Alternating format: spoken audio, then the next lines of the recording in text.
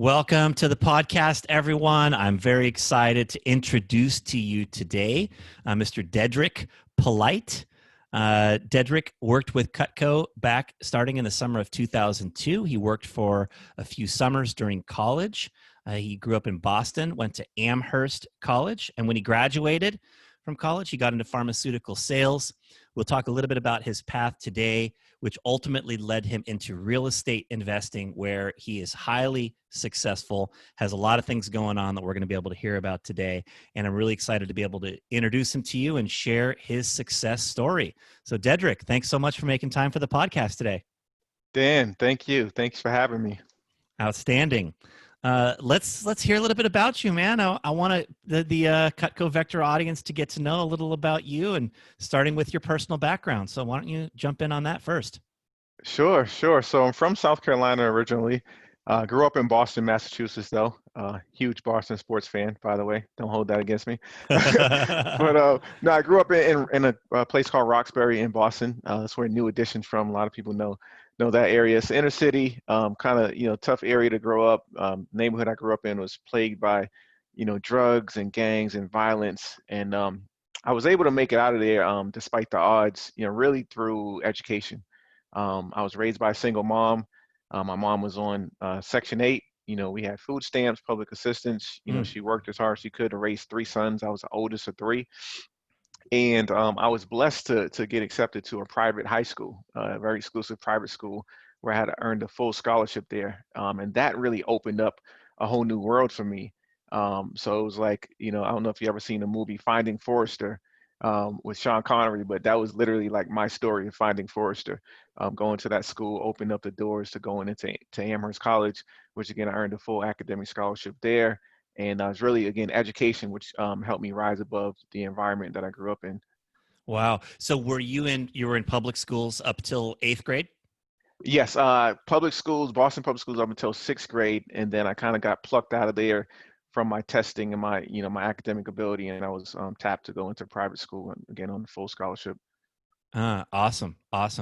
It's cool to hear a story like that of overcoming some of the odds, I guess you could say, of how a lot of other inner city kids, what they experience and how things often turn out. It's great to hear that you were able to excel as a student, and that was your gateway to bigger and better things in life. What tell us a little bit about the influence of your mom in those early days as a kid? Oh man, my mom, she was everything. She was a teenage mom. She had me, she was 17. But we always had a support system. Her parents, who were from South Carolina, they were always there. I had four aunts. But I mean, she was the biggest influence on me. She sacrificed her future to raise three of myself and my two siblings. And unfortunately, she passed away about a year ago at age 55 from cancer, which is one of the biggest losses I've ever had to deal with. But the lessons that she taught me, have been with me for life. So, yeah, my mom was everything. Yeah, that's awesome. Very cool to hear. Thanks for sharing that. I'm interested in just hearing from your perspective as a man of color. How are you viewing the developments of the past few months? Like what experiences that a lot of Black people have shared in the last few months really resonate for you, and just how do you see the future and just the evolution of what's going on right now? Yeah, I think, I mean, it's an interesting time. I think a lot of the systemic racism and inequality that's been existing in this country for hundreds of years is really coming to the forefront. And people are starting to wake up and realize, what Black and brown folks have to face in America with the advent of social media. People are seeing these things, firsthand now and seeing how horrible they are, and that it's not just Black people's responsibility or brown, it's everyone's responsibility when you see some injustice going on to speak up, because who knows, it could be you or one of your friends or family next. So I think again, it's an interesting time to be in. I think a lot of young people are pushing the movement forward. So it's definitely needed. Yeah. Do some of the experiences that people had have have described and shared. Do you have personal experience and sort of those kinds of things happening in your life as you were growing up? Oh yeah, totally, totally. I mean, growing up as a young black male in Roxbury, it was heavily police neighborhood. Was plagued by drugs and crime. And I remember being stopped and just for walking down the street, patted and frisked. I remember me and my brother getting pushed up against the wall, searched because again, of our color, but then also because of the neighborhood we lived in. So Right. as a result of the war on drugs, what was going on with that? And I think the hypocrisy of it is that when you had marijuana was illegal back then, now it's legal, right? So you got people in California, making millions of dollars selling marijuana legally, when for years people in the black and brown community were targeted and arrested and prosecuted for something that's now legal. Right. Right. What as you look at what's happened in the last few months, what makes you feel optimistic that anything will be different this time? Man, that's a good question. Do you feel optimistic than anything? I Um, guess I should start with that.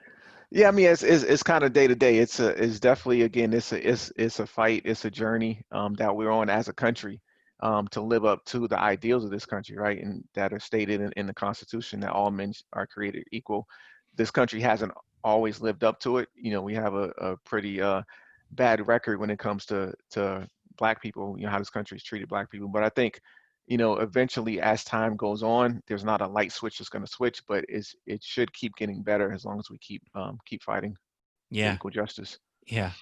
I have a mastermind group that I've put together here in the Silicon Valley, that contains some of the most successful people I've ever met in my life. And one of my key mentors who helped establish the group is African American. He's an icon in the tech community here in the Silicon Valley, and he knows everyone. And he has Mm, introduced me to a number of the other most successful African American leaders here in in my community here in the San Jose, San Francisco area. And so I've had a chance to network and talk to a lot of these, really highly influential African American leaders. And a common theme that they share is that, like, when all of these issues have come up in the past, it's always the Black community that is, sharing their frustrations and requesting help in having this social change happen. mm, But they always say that until the white community really gets behind it, it's hard to have it happen. It has to be, right, all of us right. supporting change. And that in this particular time, particularly in the advent of the George Floyd situation, there's a greater degree of the white community and all communities of all different races and colors and creeds and everything sort of Mm, coming together to support that. Hey, look, we're all humans, and we right. all want to have this, a positive relationships and a much better environment for everybody. And so there is a lot more widespread support, which could be one of the keys to how and why this time things are a little different in moving forward. Yeah. No, I agree. I mean, I think if you're a human being, just if you see injustice, we all got to take that responsibility to speak out. What's right is right. What's wrong is wrong, no matter what the color is of the person who's doing it. That's how I Ex- look at it. exactly. Exactly. Yep. Well, I hope to see that things evolve a little bit differently, so that your young children, I know you've got two young boys, so that your young boys don't have to have a lot of the mistakes that a lot of other young Black children have had over the last few decades and longer. So anyway, Absolutely. yeah, that'd be cool. Um, let's talk a little bit about your time with Cutco. All right, Dedric, Sure. tell us about when you started and how that evolved. Yeah, so I started, what was it, after my freshman year at Amherst. Again, I'm going to this prestigious Ivy League school. I was actually on the football team as well. I didn't play much, but I was on the team. But summer break comes and I didn't have a job lined up. So I get home, I'm moping around the house. I get a letter in the mail, and my mom's like, "You got this letter from this vector marketing place." And I opened it up, and it was an interview. So I'm like, I got nothing else to do. Yeah, it's great. I'm gonna go down to the interview. And when I found out I was selling knives, I'd never done sales. I was kind of like that quiet kid. I was always smart, good in sports, good in school, but I was just quiet. So anyone who knew me was like probably thought I would be horrible at sales, and I was. My first 2 or 3 weeks with Cutco, um, my manager Dave Drennan, who became one of my best friends, he actually sat me down after my first 3 weeks, and I'd gone on like 8 demos and sold exactly about $18. He was ready to fire me. He was literally like, dude, you're costing me money. Like, I'm paying you like this base appointment thing. This isn't gonna work out. And like, I kind of got emotional because I wasn't giving it 100%, right? Because I didn't have confidence. I was like, didn't know if it was gonna work. I'm coming from the inner city, the hood, and I'm trying to sell these $800 set. And I didn't think people would buy the things, right? Because of my background where I came from, I'm like, people can't afford knives like this. Right. But once I started, he was like, listen, I hired you for a reason. Your background, your intelligence, I believe in you. He said, I believe in you. And then I was like, okay, if he believes in me, maybe I should start believing in myself. And literally, I went on like I think 2 more demos, and my second demo after that meeting, when he told me he was going to fire me if I didn't start producing, I made a $1,300 sale, Mm. and that's when the light bulb came on. $1,300 in one demo, like the biggest natural high I've ever had in my life. And from there, I went from last to first place in the office and never relinquished that title. Yeah, that's awesome. It's cool to hear that it was a conversation with Dave that helped turn that light bulb on for you, that you could believe in yourself and that you actually could do it. So Right. yeah, tell us some more of your key experiences and lessons from your time selling Cutco. Yeah, so in addition to that, just the belief part, learning how to follow a system. Once I started following the system, I went field training, right? And the number one sales rep in the office was a kid named Eric Jacks, and he went to a rival high school, right, from my school. And I remember playing against him in sports, and we were like arch enemies in sports. I come to Cutco, who's the number one guy in the office is this kid Eric. So I'm like, man, he beat me in basketball. Now he's the number one rep in the office. All the cute girls in the office like him. I made it my mission to take him down and become number one. So Dave made us go field training. He was like, Eric, I want you to take Dedric field training. I think he'll be good once he gets it, but he needs to watch someone. So I went from like going and kind of freewheeling my demos to once I saw him do a demo, and this kid literally like read the script. Like he wasn't even looking at the customer. He read line for line the script, and he sold a homemaker. I'm like, wow, this stuff actually works if you follow the system. So after that, I just did what he did. I read the script to people until I learned it, right? And I started making sales. And eventually I overtook him as the number one rep. And it was like, man, if you follow a proven system, it actually works. Yeah, exactly. I bet that concept has played out in your life ever since then. Oh, absolutely. Absolutely. Yeah, that's awesome. And so you worked mostly for about 3 summers during college and school breaks? Yes, yeah. And I mean, it was life changing for me, Dan, because again, my mom, she was a secretary, executive assistant, whatever you want to call it, for many years, supporting executives in Boston. But she never made over like 30, 40,000. Again, we were on food stamps, we were living in Section 8. She did the best she could. And I remember, getting my first check where I made like 2 grand in a commission check. And I made 8,000 that first summer. And I was able to actually give my mother money, like, here, mom, here's to help you out around the house. So, in that summer, I knew I wanted to have a career in sales because I'd never made that type of money before. And I was like, man, if I can sell this, I could sell anything. I'm gonna do this. Like, this is what I want to do, right? Yeah. So I'd found my calling. Yeah, that's awesome. And you had a chance to work closely with and be influenced by Ryan Trembler. Is that right? Yes, yeah, yeah. So Ryan was our division manager. He was awesome. Got to learn from him. He was always funny. I mean, this guy could make you laugh, but also he was a master salesman and a master coach. So owe a ton of credit to him as well. Yeah, he's at this point now, 15 years later after you've left, he's still here, of course, running the division, and he's one of the all-time legends Yeah, in the company. So Hall of Famer and definitely one of the most respected leaders in the company. So that's awesome that you had a chance absolutely. to work with him all those years ago. And I like what you shared about just the income opportunity and the control of income that you have when you're in sales. A lot of people feel like working in a role where you're paid based on your productivity is a risk. But I always viewed it as, well, I'm betting on myself. The risk is, what am I willing to put in, and how good am I willing to get? And if Right. I'm willing to get good at what I'm doing and put in the right effort, I'm going to be able to earn a lot more than what other people can for the same amount of work. And that is a risk I will take happily, Absolutely. because Absolutely. I want that feeling of control. I don't want somebody else deciding how much I'm going to get paid. Like, to me, that's a risk, right? Somebody else telling me what I can get paid? No way. I want to determine my own goals and my own income. And having a chance to experience that in sales was really critical. Right. I think it takes a certain personality type. Again, you and I and other people who excel at Cutco. Like we can't have someone dictating our income. We need to be able to make uncapped, unlimited income based on our efforts. It seems like it has to be ingrained in your DNA. Yeah, exactly. So you graduated from Amherst in 2005. Is that right? 2004, graduated from Amherst in 2004 with a degree in Graduate. sociology. Have I Okay. ever used my degree? No, but I use my Cutco skills, right? Skills for life. Those sales skills, what I learned working for Cutco. I mean, Amherst is considered the #1 liberal arts college in the nation, right? It's up there. Kids transfer from Harvard to go to Amherst. I know many kids who've done that, and literally the skills I learned from Vector and Cutco have served me more than a lot of the stuff I learned, in the classroom from at Amherst College.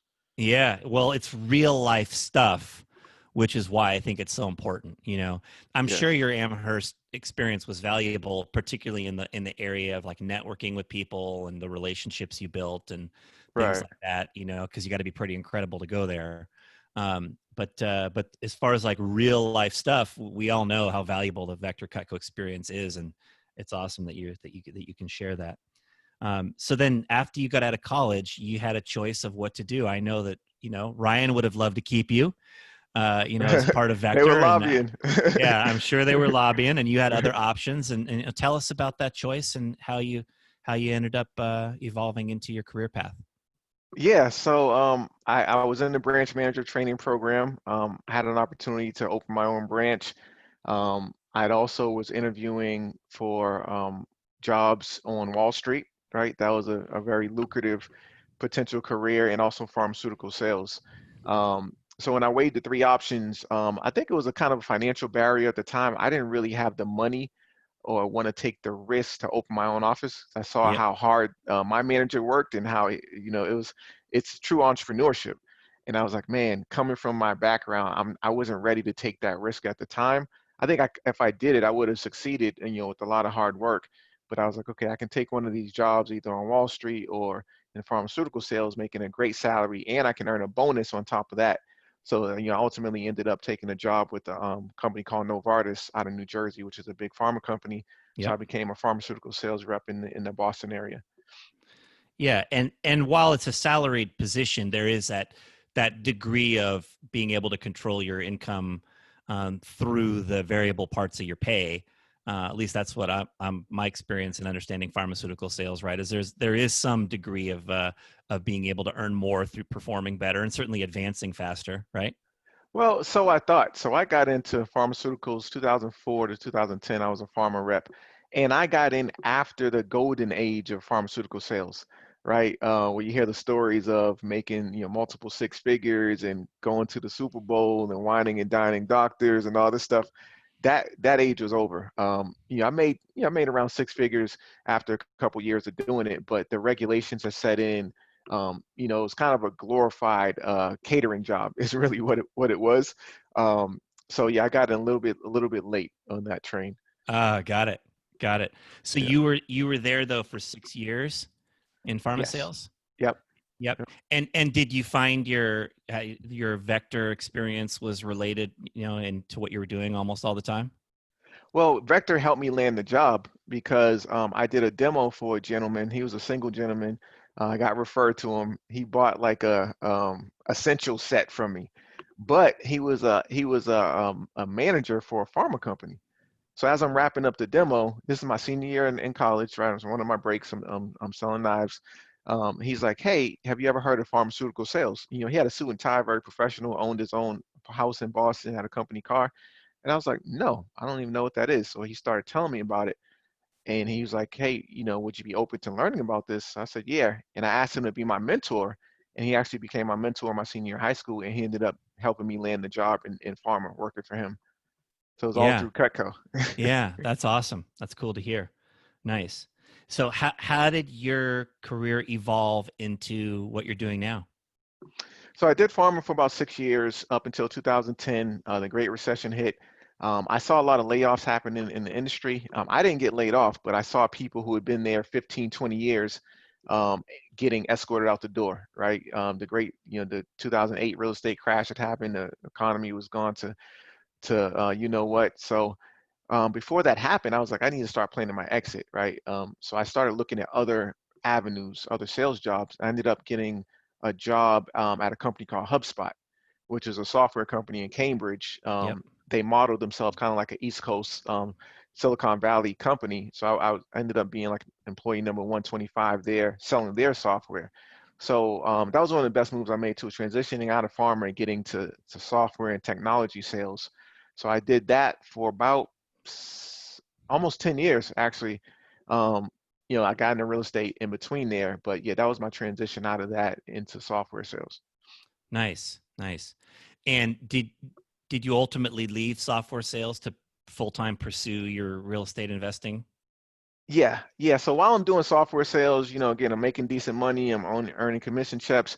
I work for about 3 or 4 companies in between an 8 year span. But I mean, I have my successes. I have my failures, right? I still had that base of knowledge I learned from Cutco. But at a certain time, you get in some sales jobs. I don't know if you've worked for other companies, but I failed a few times. I got fired from a couple companies for just non-performance. And I Hmm. think the reason is because I stopped working on myself and my sales skills. I stopped polishing and constantly learning and training. And when I did that, my skills eroded. And some of it was a product I was selling, but I always take personal responsibility. So several times I've raised myself from failure back to success, back to failure, back to success over my career. It's happened multiple times. And what I've realized now, I'm 38, is that you constantly have to be learning and growing, right? If you're not learning and sharpening your knowledge and your skills are going to go backwards. That's a huge point, Dedric, that I think everybody should really take in, because the reality is that the marketplace changes so fast. And Right, anybody who is sort of relying on the person they were 1 year ago, um, they're not they're going to fall behind, right? They're not keeping up with the pace. I can remember hearing a story of a person who was asking for a promotion, and somebody else got this promotion, and the person said to their boss, how did I not get this promotion? I have 8 years of experience. And the boss said, well, no, you have 1 year of experience 8 times. It's mm, basically like they had stayed the same all through those 8 years. They hadn't grown and evolved and become more than they were. And so they didn't get the chance to advance. right, Whereas their competition maybe was around for a few years less, but had been constantly growing, evolving, changing, having a steep learning curve in life. And that helped that person elevate, right, to a much higher level. So totally. yeah. So how did you overcome that? Like what made you turn that around and get onto the learning track and be able to achieve success? Yeah, so I got fired. I got fired from a job. Again, I wasn't hitting sales quota for like I think 2 quarters straight, and they canned me. I had a mortgage. I just bought my first house. I had a mortgage. I had a car note. I was scared. I was dating my now wife. We were just dating back then, and because of the educational background I came from, I tied a lot of my self-worth and my confidence to my job title, my income, right? And when I Right? got fired, all that was shattered. I'm like, I was depressed. I was literally walking around depressed. And my girlfriend was like, after a couple of weeks of just watching me mope around the house, she was like, dude, you got to do something. She was like, listen, you didn't lose that job. They lost you. She was like, take some time off. I was burnt out, just from being on the treadmill so long. Take some time off, figure out what you want to do next. I know you're always talking about starting your own business. I want you to do that now, right? While you have this time off. During that time, I started my own marketing agency because I was selling marketing software. So I started my own marketing agency. I got invited to speak at Harvard's Innovation Lab during that time. I learned to ride a motorcycle, right? All these things I, kind of wanted to do. When I got fired, it was a wake up call for me to kind of reinvent myself. So yeah, getting fired will do that to you. I bet. I bet. And so tell us about how that sort of evolved into your real estate business. Yeah, so what I realized, Dan, is that you got to constantly learn and you're constantly reinventing yourself. Like you said, you don't want to be the same person you were 8 years ago, right? Especially in sales. People don't care what you did last year or last quarter or what your records were, right? In Right. sales code, they're like, what are you doing for me now, right? How Right. much revenue have you brought in today? Um, so one of the reasons I always love real estate, I remember my manager, Dave Drennan, well, I was making these big checks, and he handed me Rich Dad Poor Dad. I was 21. He was like, Hmm. read this book, because he knew I didn't come from money, right? I came from a low income background, and that was one of the most important things right there is reading that book at age 21. It changed how I look at money, and it opened my eyes to real estate investing. So I was like, okay, I got to get this thing called passive income, residual income. I love sales, right? I love the chase. I love the art of the deal, but I don't want to be doing this when I'm 60, when I'm 70. I want to get paid. I want to do something once and get paid over and over and over again for it. So I'm like, okay, why don't I start buying rental houses, rental properties? So that really sparked the interest in real estate.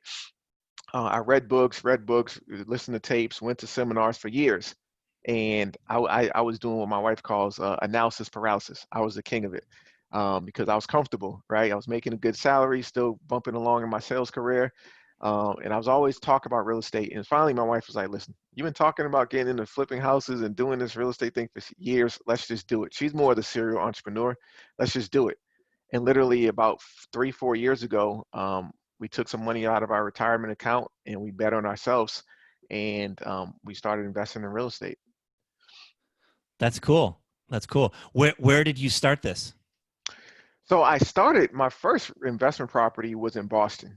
I was still working a job. I was 2 or 3 years into my corporate career and I bought a triplex. I did what's called house hacking. So I Yeah. bought a 3 unit. I lived in a garden level basement apartment. I was single, no kids. I Right. rented out the two upstairs apartments and it paid most of my mortgage. Right. Awesome. And then I didn't do anything for several years after that. I just read books and listened to tapes and thought about it.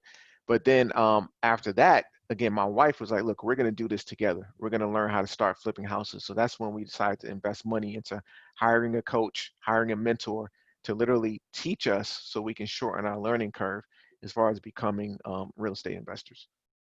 Neat. And so then you took this from the triplex in Boston onto what was next? Yeah, from the triplex in Boston, then we got into wholesaling. So I don't know if you know what wholesaling houses is. Are you familiar with that? Yes. Okay, so you're familiar. Explain it though. Yeah, so for the audience, if you're not familiar, it's literally finding somebody that's motivated to sell their house. Not someone who wants to sell, but someone who needs to sell fast. They're willing to sacrifice a little bit of money and equity to get a quick cash sale. Getting that property under contract, right? So let's say, for example, I get under contract at 200,000. The house may need a little work, but once it's fixed up, let's say it'll sell for 300. And then once I turn around and get that property in the contract, finding an investor who flips houses and selling them my contract or assigning my contract to them for a fee. So Right. let's say I find Dan and Dan flips houses, say, hey, Dan, I got this house. I'll sell it to you for 210. It's worth 300 fixed up. It only needs about 20 grand in work, and then I would make that $10,000 fee for assigning you the contract. So we started doing that in 2017. We made a bunch of money doing that, and then we took that money and we started investing in rental houses and apartment units. So within a couple years, we built a portfolio valued at over $3 million. We both were able to leave our corporate jobs because our income, our passive and our active income from real estate investing far exceeds what we were making in corporate America. So now my wife and I are both full-time entrepreneurs. We own our own time. We have time freedom. We have financial freedom. So yeah, it's been a great ride. Yeah. And tell us about the scope of your businesses that you have at this point.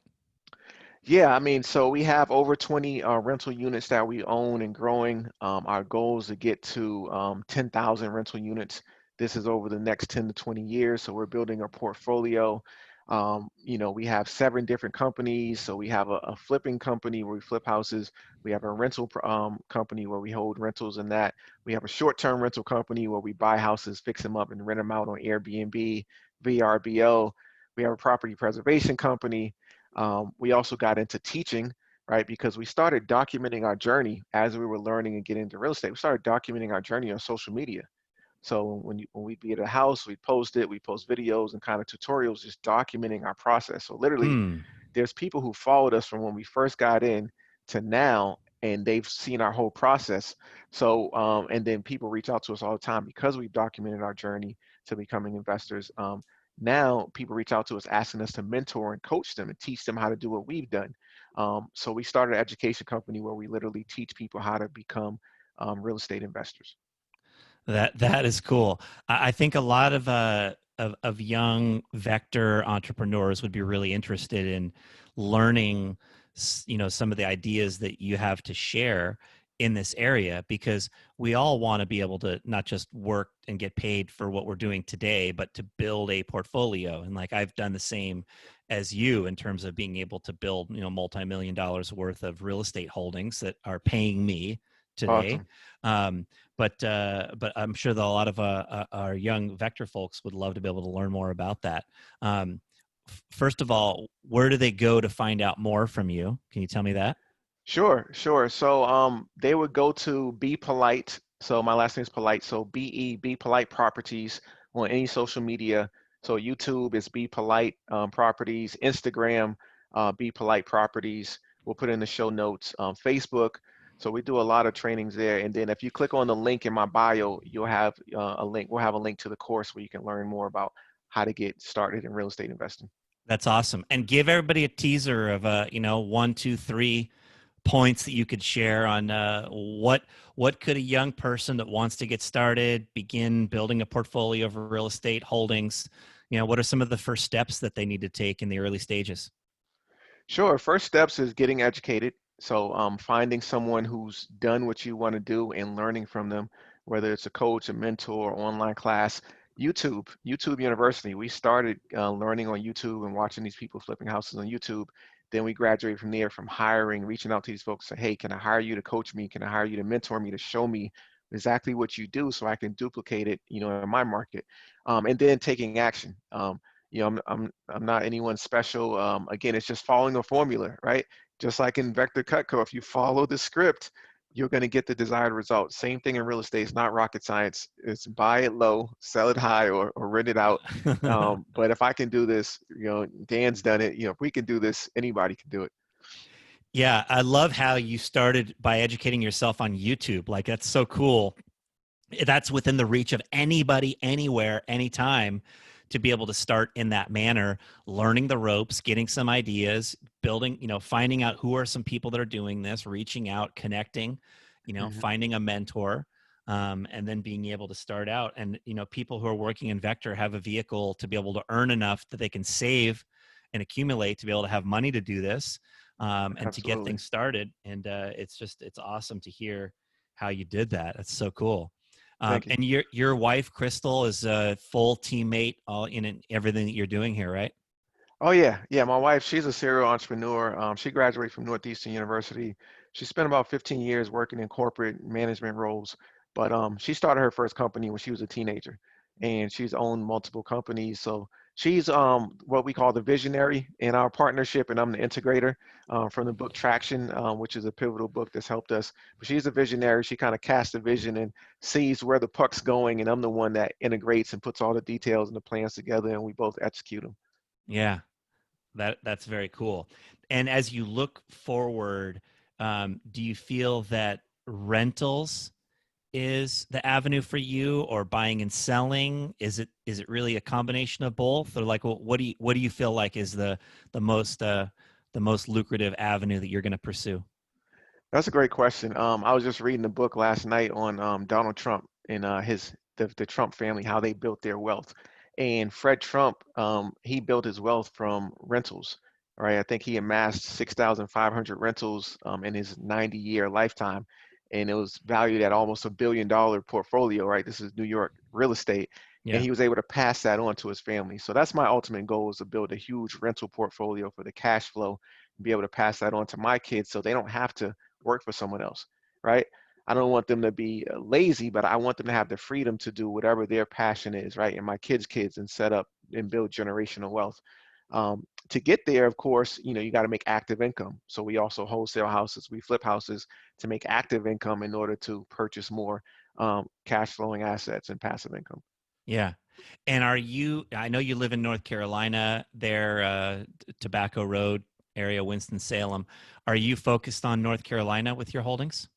So we invest nationwide. That's the beautiful thing about this, Dan. So you got YouTube University with the internet and with being able to sign documents electronically. We have properties in Boston. We have rentals in Cleveland, Ohio. I've wholesaled houses in California, right? We did one in LA earlier this year, virtually from North Carolina.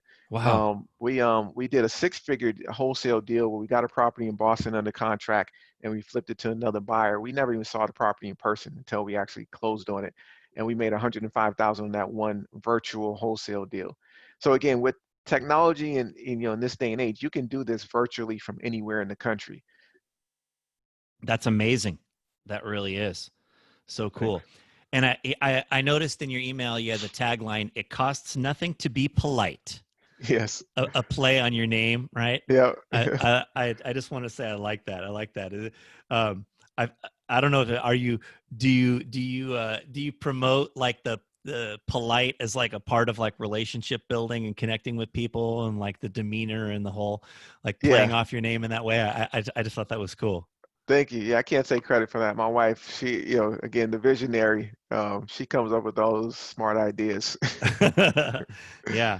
Well, so if somebody's a young entrepreneur and they want to have similar success to you, maybe they're not yet ready to get into real estate investing, but they're an 18, 19-year-old Cutco sales rep or somebody that's just getting started in life. What do you feel like are a few bits of insight you would have for them on how they can move toward the kind of success that you're having? I would say stick with Cutco. Stick with Cutco as long as you can. Learn those skills. They truly are skills for life. I remember when I was a rep, hearing that and seeing that. And 20 years later, is proved true. Those skills I learned, how to build rapport, how to follow a system, how to strive for excellence. Those are skills and principles that have gotten me to where I am today. So, strive to be the best Cutco sales rep you can. And then at some point, you're either going to move up in the company into management or go on and start your own business. But the skills you're learning as a Cutco sales rep are indispensable to be successful. Yeah, thanks for sharing that. I really appreciate hearing it, and I'm sure it'll resonate with a lot of the people who are working with the company now. Um, Dedric, the theme of our podcast is changing lives, and as you look into the future, how do you aspire to change other people's lives through what you're doing?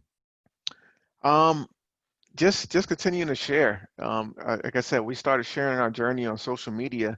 I didn't really think much of it until a year or two in, we start getting messages and DMs from people like, "Hey, you and your wife, you inspire us, you motivate me," and I was blown away. I'm like, man, I'm just sharing what we're doing, the ups, downs, failures, challenges, and it's literally we've inspired thousands of people. So I just want to continue to do that, continue to grow, continue to learn, and share my experiences in hopes of inspiring other people to become financially independent, right? Because once you're financially independent, you now own your time and you can truly focus on what you're passionate about and help other people. Yeah, well, you have a great success story. I think it's just so inspiring for anyone to hear, right?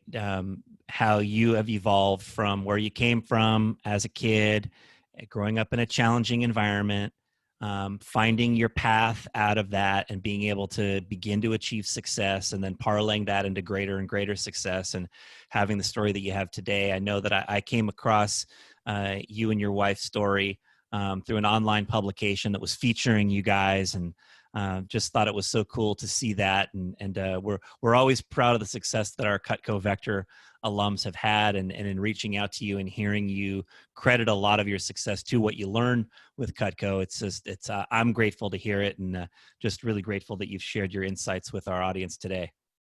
Awesome. Awesome. I really appreciate you having me, Dan. Thank you. All right. Well, thanks for being on the podcast. All right. Thank you.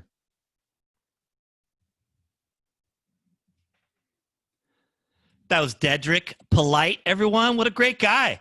I really enjoyed that conversation. I hope you liked getting to know Dedric as well. Um, of course, cool to hear how education was his key to making it out of the inner city Boston where he grew up, that environment. Uh, I think of a Jim Rohnism where he says that life change starts with education, not with inspiration, right? Inspiration is important, but learning is one of the most important keys to beginning the process of transforming ourselves. It's learning, it's growth. Dedric even talked about how when he stopped working on himself, he failed a few times. He struggled in his work. And so it's important to make sure that we're constantly learning and evolving in our skills. Dedric talked about following the system at Cutco, right? I loved hearing that, how he struggled at first, but his manager, Dave, believed in him, and he went field training and he started following a system. And I'm sure that's a big part of how he's succeeded in real estate investing as well, is following and replicating a system that has been proven by many others to work. And then, you know, in terms of advice that he would have for people, he talked about the importance of learning whatever it is you want to do. If you want to get into real estate investing, buy a few books, start learning, go to YouTube University, get some guidance from someone who's doing what you want to be doing, and then start, right? Start on your journey. I think that regardless of how somebody wants to reach the point of financial independence, everyone should have the goal of reaching financial independence, and that there are various ways to get there. But one thing that's common in the ways of getting there is that you can't be spending everything you're making. You have to be saving a big portion of what you're earning. And then you have to be parlaying that into something that's going to make you money. You want your money to make you money. And there are more than one way to do that. Real estate's not the only way. It comes with its pitfalls, but it has a lot of advantages as well. And it certainly is a good way to be able to do that. Like Dedric, I have been able to accumulate a pretty significant portfolio of real estate holdings out here in California and Nevada. That I have that pay me as well on a monthly basis. And so it is a great way to be able to accumulate wealth, and just really cool to hear how Dedric and his wife, Crystal, have been able to build that portfolio, and what they're aspiring to do in the future is awesome. So cool to hear their success. Great to hear that Dedric credits his Cutco experience as a big part of giving him the skills and the resources to be able to do well. If you liked this episode today, please share it out there with anybody else that you feel could benefit from it. Take a few seconds to rate and review the podcast, particularly if you're listening on Apple Podcasts, and certainly connect with me on social media. I am on LinkedIn, Facebook, Instagram, Twitter, even once in a great while. But look forward to connecting with you as well. And at changinglivespodcast.com. You can get a lot of resources that are available there from some of our guests. You can sign up to get an occasional email with some other resources as well. So please do that and connect with me in those ways. Thanks very much for listening. Have a great day.